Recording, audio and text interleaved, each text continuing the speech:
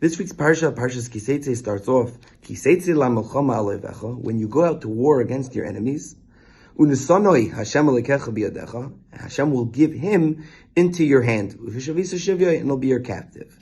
Now, the question is, many Mefarshim asked this, why does the pasuk start off in Lashon Rabim, using a plural language, saying, Al oivecha, on your enemies, and then finish off the pasuk, Unesanoi Hashem alekecha biyadecha, Unesanoi Lashon Yachid, in a singular form, saying, and he will deliver him into your hands.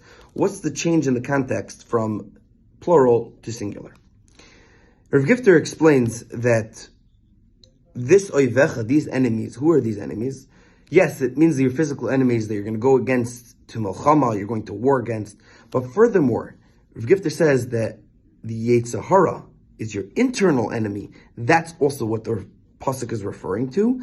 And when a person is going to struggle against their enemies, against the Yetzer Hara, thinking that they're enemies, that it's a plural form. For example, if a person has so much going on, he's so overwhelmed, he's battling the Yetzer Hara on many different fronts. He has taivas, he has kinna, he has kavod, he has kas. He has so many different emotions within him that he has to battle the Yetzer Hara on. He has so many challenges and trials and tribulations that he feels like he can't do it, he's overwhelmed, and the Yetzer Hara might overtake him. Says Rav Gifter, just realize that the Yetzer Hara is not so many things.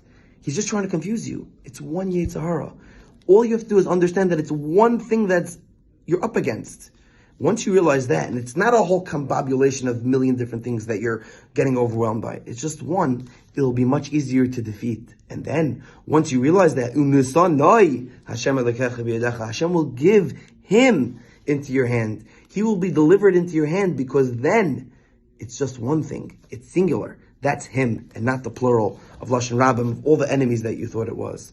With this vart, I think I could answer a kasha I had in next week's parsha, in the Teichacha, where Hashem tells Klal Yisrael that if you listen to my words, what's going to happen? You're going to have brachas. You're going to have so many good things in your life. And one of the things that is listed is that when you stand up against your enemies, or your enemies stand up against you, if you do my will, they're going to come up to you in b'derech echad, yetzu elacha. They're going to come to you. They're going to come in one way, an army, and with might, just stand up against you in one direction. Uveshiva drachim yanusu lefenecha. But they're going to scatter in front of you in 7 different ways, because you're going to be so strong and so mighty, and you're going to have Hashem on your side, because you're going to be doing his will and have blessing. Hashem's going to help you, and they're just going to scatter in front of you. But if you don't do my Torah, you don't listen to my mitzvahs, then just the opposite. You're going to come up to your enemies in one way, and then because they're so mighty, because you don't listen to my word, they're going to scatter. You're going to scatter in 7 different directions. That's the pshat. The Gemara in Sukkah Daf Nun Beis says that the Yetzer Hara has 7 names. It's called 7 different things. There's Ra, there's Michshol, there's Even, there's Orol, a bunch of different names of negative traits that the Yetzer Hara has. 7. That's the pshat. The Yetzer Hara comes to you in 7 different ways. He's Ra, he's bad, he's evil, he's a stone, he's a stumbling block.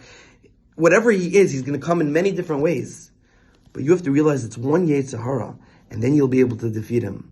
To understand the importance of realizing this, that it's not just all over the place, that we're overwhelmed, we have so much going on, everyone has so much going on. But just realize it's one thing, and take one step at a time, one day at a time, and to see the coming of Mashiach Tzidkenu B'Meher B'Yameinu Amen. Have a beautiful Shabbos.